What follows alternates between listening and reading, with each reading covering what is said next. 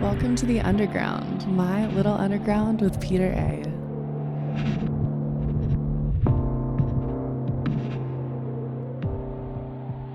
It's My Little Underground. I'm Peter A.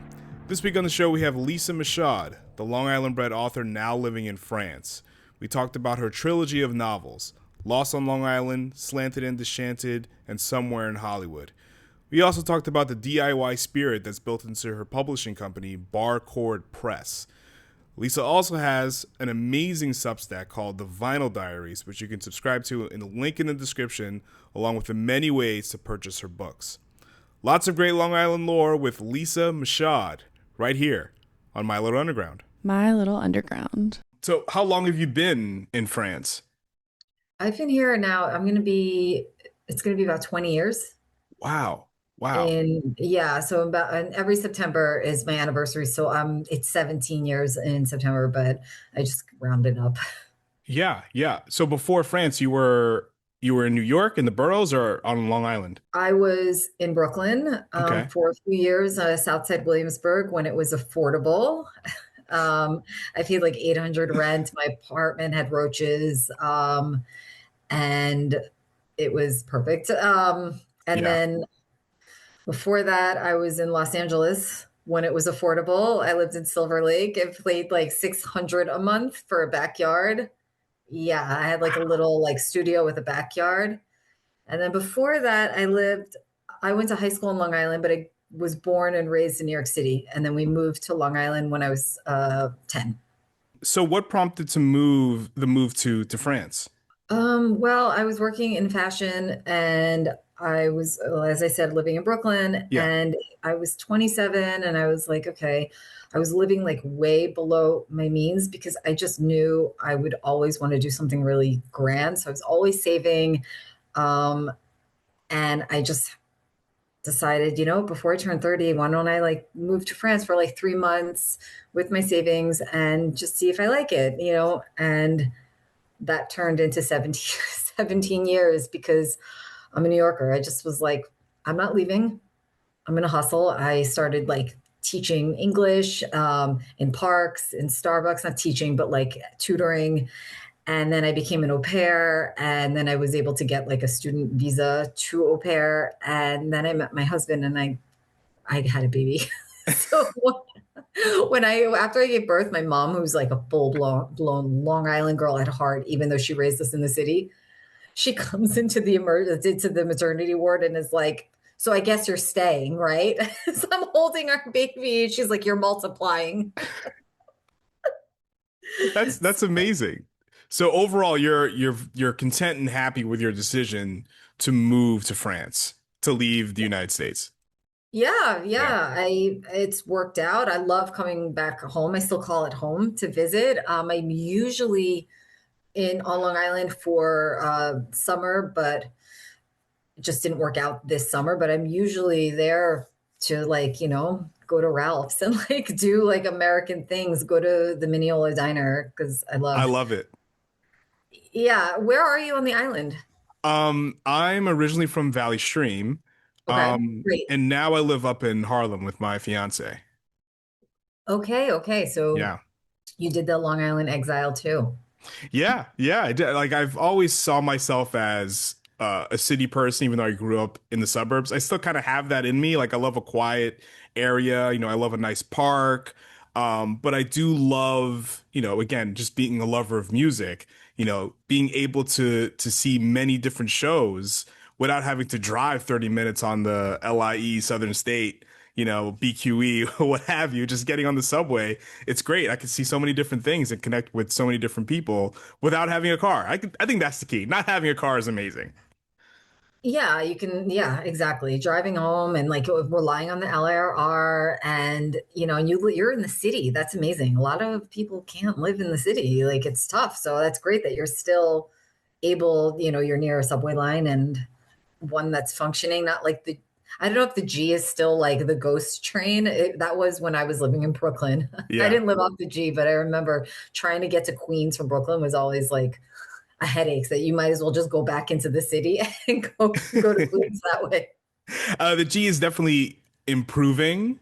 Is it? Okay. I remember when I lived on Long Island, I had a job that had to take me into Greenpoint, so I had to ride the G, and I've never had problems. But after a certain time, you're gonna have some problems, you know. Then it turns into a ghost at that time. Yeah, So it'll be like next train coming in like 2 hours or something. And I was just like, oh no, no, we can walk there. yeah, exactly. So what was your experience growing up on Long Island in like the early 2000s, like when a lot of where a lot of your books are, taking place? And you grew up in a small town outside of Mineola, right? What was the name of the town? I grew up in East Williston. Oh, yeah. Yeah, very East, close. and the book takes place in Alberton because my backyard is on the border. My mom's backyard is on the border of East Williston and Alberton. Yeah. And I just always thought Alberton had like a cooler vibe than East Williston. It's kind of like East Williston is fine. I don't want to get the locals upset. I just felt like for a more like a gritty like rock and roll story, like the band coming from Alberton felt a little grittier than East Williston. So, and part of our backyard is on Alberton, so I'm like an Alberton poser. I would always say. But my experience, so I grew up on Long Island more in the 90s. I'm a Yeah. little older than you, Peter. Yeah. I was class of 99. So, Okay. but I was kind of hanging around the area in when the book takes place there. So it was definitely at that like the turn of the century moment where, MTV stops playing music videos. It's just that like pre 9/11 vibe of like, okay, so we're about to hit on this new century. When does it start? For me, I always say like Kid A started the new millennium. Yeah. Like that's for me.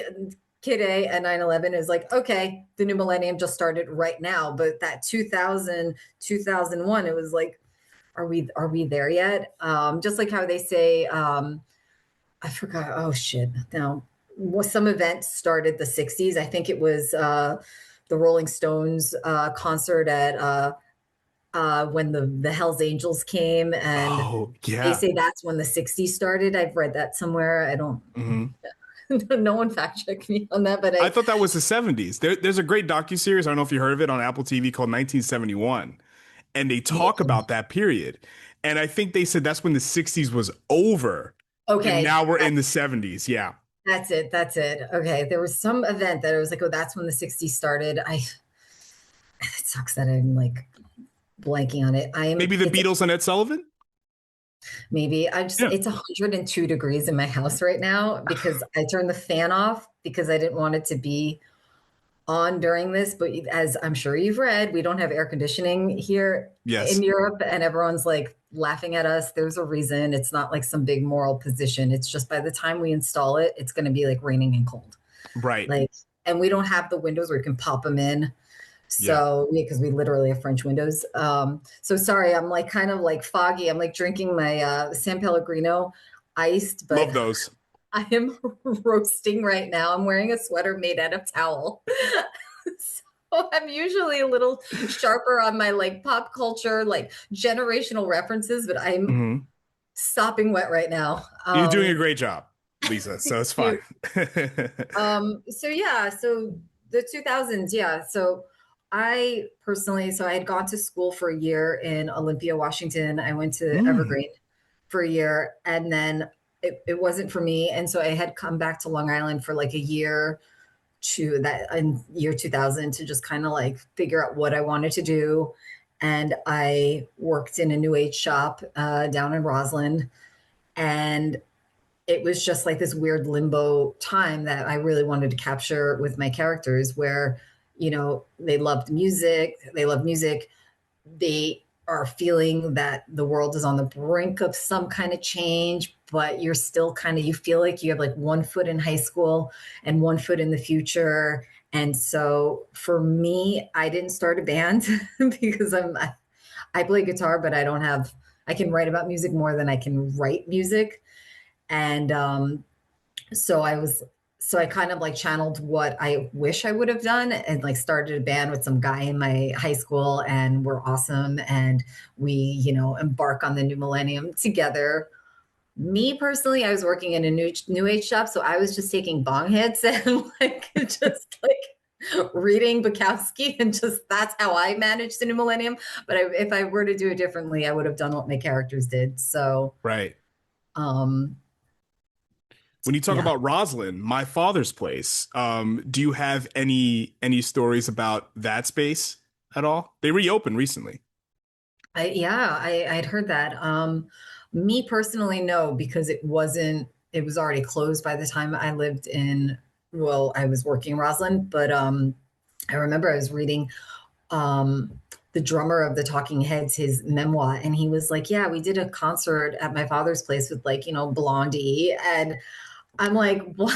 That's amazing, because Roslyn, the town of Roslyn is so small. Yeah. And I just can't imagine David Byrne walking up Main Street with like Debbie Harry. And um, so, no, by the time I was working there, it was very upscale, very, Right. boutiques. And then there was this new age store that had been there for decades. And before my mom told me it was a head shop.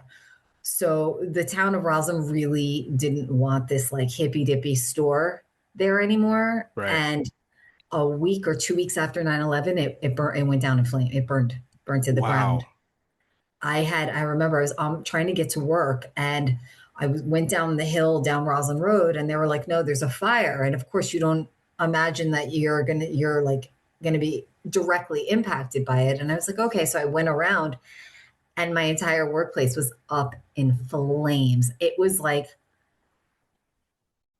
it was like 2 weeks after 9/11. It was just way too much. And we have no idea what happened. The story is that there was like some incense that had been left burning, but we were always really careful with candles, incense, but that's what the report says. So they moved to Seacliff, and Yeah. they're still there. They have new owners now. They're Dreams West, and the new owners did a really cool job kind of bringing the concept to like more modern, a younger crowd. So they have like, I think they have like yoga classes, and it's just they like gave it a facelift. So, and Okay. they're happy at Seacliff, and it looks great. So. Yeah. So what did you do after that? And did you have any community with folks that grew up around you? Did you have a lot in common musically? Were you all into the same groups? Because I know you said you went to go see Hole as one of your first shows, right? Yeah, Yeah. yeah. My first show was seeing Hole in 1994 Yeah. with all of the girls, all my friends in high school from Long Island. I am still very much in touch with them. It cracks me up. Sometimes I'll pick up my phone, and it's like the same girls I've spoken to since going to see Hole in 1994. And yeah, like I mean, my best friend was a goth who's now an air traffic controller, which is so cool. Awesome. Yeah, and my other best friend was like actually also a goth. I did like the more indie thing, and with the cat eye glasses and the bleach blonde hair, the little pixie like Stereo Lab bob, and yeah. So we all loved music. That's like how we like created our tribe in high school, and then after high school, we continued seeing shows, taking the train into the city. And then after Dreams East and that experience, I moved to Los Angeles, where I was always going to like Spaceland, and just seeing shows at like the Music Box. So music has always been a huge part. Going to see live music is a huge part of my culture. It still is. Yeah. I saw Same. I saw the OCs last week. Here in France. I drove like 5 hours to go see them in Lyon. Yeah. And every year they come like every summer. It's like it like defines summer for me is seeing the OCs, whether it's in Paris or Orléans, or this year it was in Lyon. And they're just so good. Every Yeah. time I see them, I'm like, just they make me so happy. And Bridget Dawson, um, the vocalist who's on a lot of their earlier albums. She was there. I totally Yeah. fangirled, like screaming. I was so happy to see her there because she really adds like the melodies to their music. And it's just such a rockin' gritty good time. And I feel like I'm in California when I'm like, I see them live. They still got two drummers, right? Yes. Yes. And it's just right. It's just ooh, goosebumps. Yeah. Goosebumps in the heat. So when you talk about LA, right? So now my first experience walking into Amoeba Music, the first time I went there, I was like a kid in a candy store. I was with a friend of mine. I told her, listen, you really have to kind of babysit me. Don't let me walk out of here with more than like five things. And of course, I think I disobeyed that rule, but Yeah. it's just tell me about your first experience walking in there. My first, well, it was the amoeba on the original one on Sunset and Coenga. Yeah. It was the first one. I went a step further and I started dating the guys working there. Let's just, here's an exclusive, Peter. Okay. Wow. I went and got boyfriends. Okay. It's the power of vinyl, the power of physical music, you know? Oh, do you like pavement too? Yeah, let's listen at your place. Like, um, yeah, the first time I was like, where do I begin? And it was Yep. back when it was CDs was more of the medium. So it was all used CDs. And then the vinyl section was beyond the used CDs. And like I could still hear the clatters of the jewel cases slamming forward. I Yeah. write about that in my second book, and Somewhere in Hollywood, I have my character go into Amoeba because I needed him to go into Amoeba. But at the time, the vinyl section was quiet, very quiet. Mm. Used vinyl was very inexpensive. So I would get all of like my old, so like John Spencer Blues Explosion, Helium used $4.99. I still have the tickets on all of these. Miles of Isles, Joni Mitchell, $2.99. And I basically was able to stock up on all the records, the albums that I loved that I had on CD and get them all on used vinyl. So people are like, "Oh, your vinyl collection's so big." And I'm like, I built the basics when used vinyl was still cheap. Yeah. And the vinyl section at Amoeba back in the early 2000s, it was like all old collectors, and it was like a library. I will never forget that. And like I'd look at like the other vinyl guys and be like, yeah, like I'm in the club too. And but no, I loved it. And they had books, and then they had the listening stations. You can listen with your headphones, which is how I got talking to some of the staff. And so it was like my safe place. Sometimes when it didn't work out with the amoeba boyfriend, I'd be like, oh shit, when is he gonna like quit? And I'd have to like be like, oh, he works on Tuesday, so I have to go on Wednesday now. The plan didn't work out. It backfired gloriously in my face, so I don't recommend it.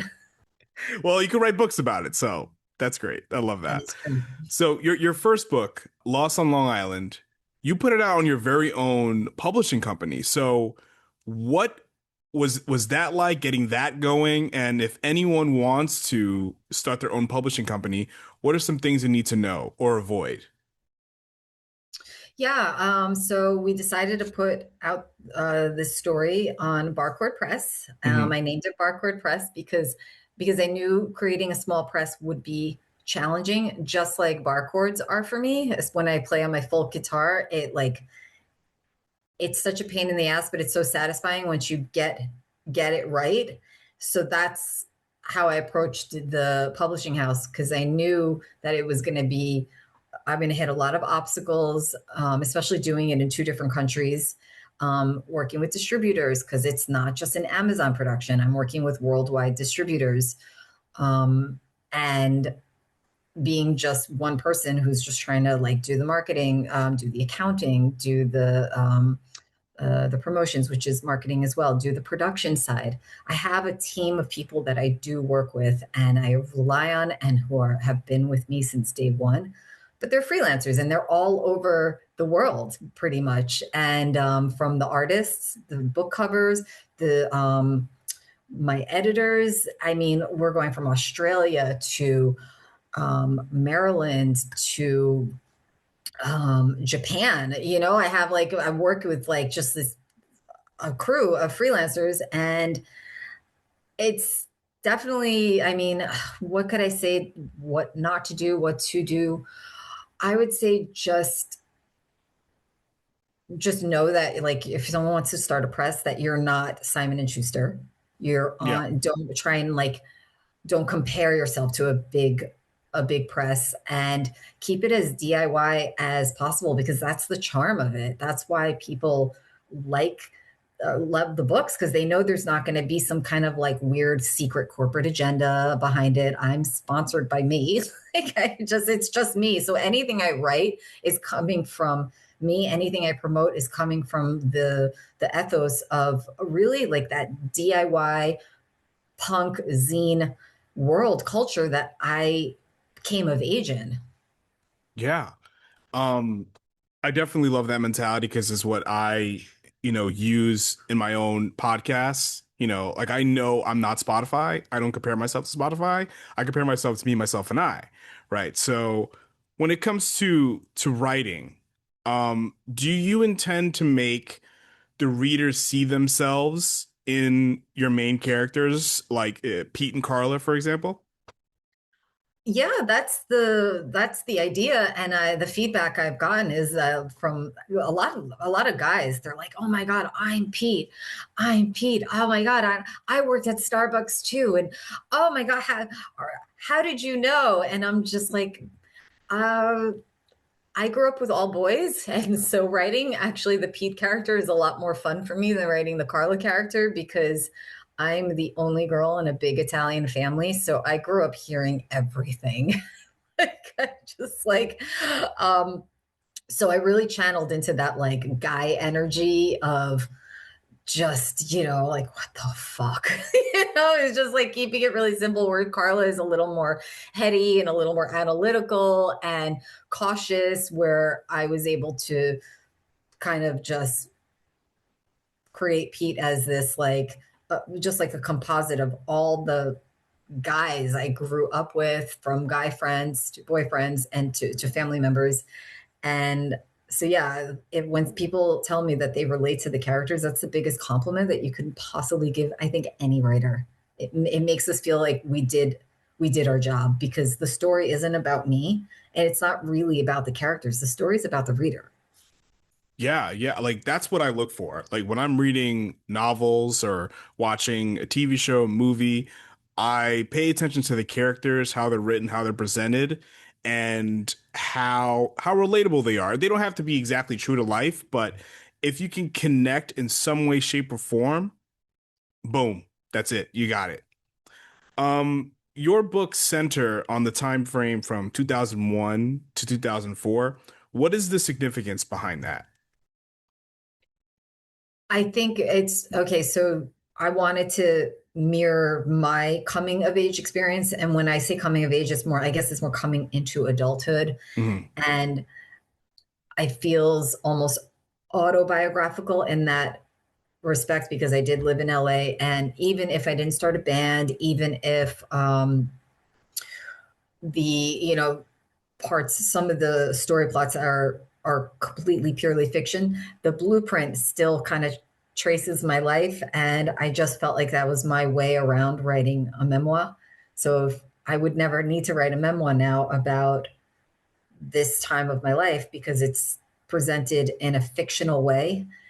um, as a writer, I always want to document every part of my life for my son, or just to just have some kind of artifact left behind on what I've experienced. And for me, writing really is like a release. Like when I don't do it for like 2 weeks, I get very uncomfortable.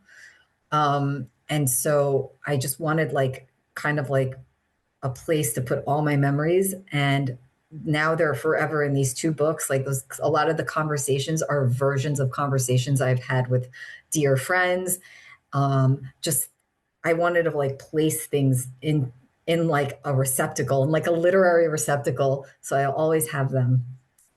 And I don't want to. I think I'll probably write about middle age, when I'm closer to a senior citizen, because I think you need a good 20 years of distance to write about your life. I could never write like what it's like to be a mother, a middle-aged mother right now, because I'm living it. And when I first moved here, everyone's like, "Oh, you should write like a Paris memoir." Like we don't have enough of those, but I'm living in it. So I was like, if I were to ever write about my experience about moving here, I'd have to let a good 20 years pass. We're at that point. So I think maybe in 10 years I might write something, but I think I'll approach it from an angle that's looking at it from the wisdom of like a 50, 55-year-old, or, not a 20 something who's going to make jokes. Oh, I made all these like mistakes in French. And it's like the equivalent of Julia Roberts, like in Pretty Woman, with like the hand, slipping out of the jewelry box, where I'm like giggling at myself. I find that embarrassing. So Mm-hmm. I Yeah. want to come to my writing as like, as a wise soul. Yeah, you want to know what you're talking about. You want to be an authentic voice. When you're writing these books and they're taking place in this time period, this early 2000s period, generally speaking, in your life, within music or movies, TV shows, etc., are you nostalgic at all of the period that you grew up on? Do you constantly compare today's music, today's movies, today's TV shows to the things that you loved when you were coming of age? I try not to, because I know that like makes us sound really old and crusty. Like, oh, back when I was growing up, I hated hearing that when I was 20, or in my early 20s, or like with fashion, like if I would wear something and then like an aunt would be like, "Oh, been there, done that. I wore that in the 60s." And it was like I have no reference to it, so I would just be like, "Oh, okay." And I catch myself if I'm about to say something that sounds kind of like like farty like that. I don't. My son, I'll give you a good one. My son asked me what a beeper was the other day. Awesome. Peter explaining this to, I guess he's Generation Alpha. Yeah. He's 11. He was like, "Mom, I don't understand what you're saying to me." He was like, "Why don't you just answer in the box?" I'm like, "No, it doesn't talk. You have to go to the phone." He's like, "Then what's the point of, why don't you just call on the phone?" I said, "Because if you're out." He's like, "Well, then just call on a cell phone." We didn't have cell phones. We went around in circles. So no, I don't compare the past to the present. I try to listen to newer music. I'm very, very selective on the newer music I listen to. That's just shows my age. But in new music, I love Father John Misty. Hmm. I love the OCs. I love Wilco. I know Wilco's not a new band. These aren't new artists by any means, but they are putting out new music. So if you ask me what's going on in pop music, I probably wouldn't know. Benson Boone. I found out. Okay, that's one. I know one song because my son really likes it and it's cute. Okay. So okay, but other than that, no. No, Peter, no hot takes here. No, that's okay because look, you've built an extensive library over the years, so it's like you're okay with what you got. There's absolutely nothing wrong with that. But speaking of the OCs, Ty Segall, do you like him? Oh, yeah. Yeah, of Yeah, course, of he's course. Yeah, amazing. he was here 2 years ago. We went to that show. It was fantastic. Yeah. Um, yeah, but I mean, I'm sure there's like more newer, yeah, more bands that I like. But now I'm drawing a blank because again, I'm dripping sweat right now. But yeah, Ty Segall, he's great. There's another band we really like that we saw last year. They're called Tapir. Oh, I don't know them. They're fantastic. Hmm. I think they're English, and we saw them at this small club called the Pop Up. And the last album that they released, it has a really long name, so I can't give it to you right now. But that was like a major spin of last year. And it's Tapir with an exclamation point. Ah, okay. All right. You gotta send me a song. Yeah, I will. Um, so going back to Long Island, did you go to Mr. Cheapo's a lot? Were you a regular there? Yes, yes. And Hmm. there's a scene in the book where I have Carla going into Mr. Cheapo's, and she talks to one of the clerks who was a real clerk there, not anymore, and where she asks the clerk, where do I go to learn how to play guitar like a rock god? And she wants to get like records to listen to, or to emulate a rock god. And she thinks he's going to give him like Queen, Brian May, or Zeppelin, and he walks right past them and gives her Heart, because Nancy Wilson is one of the greatest guitarists of all freaking time. Listen to Crazy on You, that beginning. I don't think she did that beginning flamenco guitar, but that riff, that is Mm. just killer. So I wanted to acknowledge, past icons, and while recognizing, what we consider important music, 90s, early 2000s, but while also giving a wink to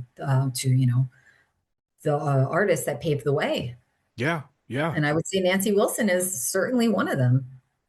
When you talk about like cheap used vinyl, right? In Mr. Cheapos a couple years back, I found a live album from Trouble Funk, and it was called Saturday Night Live. And I thought, oh, did they play on Saturday Night Live? Like, no, it was just a live album on Saturday night in Washington, D.C. I think I paid, I don't even remember how much I paid, but it was like next to nothing. Um, Nice. Shout out to Mr. Cheapos. I love them. They're amazing. They really Um, are. Shout out to Mick. mhm. He's great, and Joe, and there's such a great crew. The guy who owns it, I forget his name, but he's always just like very vibrant. And yeah, every time I go to Mr. Chipo's, and then around the corner, Mineola Diner, and you can get a great omelet or pancakes. Yeah, I think I got some. What did I get? I think I got a burger and maybe some sweet potato fries there once. They were pretty good. So Um, good. yeah, that whole area is great. So Vinyl Diaries, right? Your Substack. Your Sounds of Summer entry specifically really jumped out to me because you listed the Black Keys Let's Rock album, and that album I just listened to recently, and I love that album. To me personally, I think that's their last really, really good album. Um, it's just there's so many great influences on there. Like, yeah, they have their standard, garage rock flair, but they got some really cool Nashville country inspired riffs and melodies, which is just very well done. It's incredible. But glad both of us like that album. I absolutely agree with you. I think Let's Rock was their last really great record. It's just, I think Pitchfork said it was like your like meat and potatoes rock, and I always love that because yeah, it's just it's no frills, unpretentious, great hooks, great melodies, and it's just a summer album. That opening song, meow, meow, meow, meow, Shine a little light. yeah, yep, Mhm. that opening, it sets you up for a purely rock and roll experience, and it goes and dips into valleys, Yes. it's so comprehensive of a rock record that I was like, you know what, it's not summer without that album. Go is like made for summer. Yeah. So Did you ever see uh, them live? yeah, we saw them. They came. My son's first concert was the Black Keys when he was 7 at the Zenith, and we're going to see them at the end of August at Rock on Seine. Amazing. With Rock on Seine one day. It's insane. It's the Black Keys, Wilco, Peaches, Sparks, Franz Ferdinand, Nick Cave, Wet Leg. I think that's it. But that's just all on the Friday of Rock on Seine. And I don't generally do festivals because I just get Same. really hot. It's not my favorite thing, but I was like, I'm going to make an exception for this because that's an insane day. It's just Yeah. nuts. I saw them at the Barclays Center in 2019, Oh, around the for same Let's Rock. time. Yeah, exactly. Nice. Yeah, yeah, it was a great show. My one critique of the show was that they didn't play Brooklyn Bound. It was a Mm, perfect opportunity to play that song, you know? that's weird. That's Yeah. weird. Why? Like, Yeah, I was like, what the hell, guys? They did their whole catalog essentially, but they skipped over that song, but whatever, it's fine. It's all good. Um Lisa, I want to thank you so much for coming on My Little Underground. Please use this time to plug your book, Substack, wherever people can find your stuff. Yeah, I'm on Lisa Michaud Rocks on Instagram, and lisacmichaud.com, where you can get all my socials. I'm on Instagram. I'm on Instagram and Pinterest. So if you want to see my Pinterest boards with all my inspiration, the visual behind my stories, that's where I am, and Bandcamp. So Awesome. I'm gonna let you cool off, but I thank you so much for coming on. It's been great. thank you so much, Peter, for having me. All right, you have a good one. All right, you too. Bye. My Little Underground.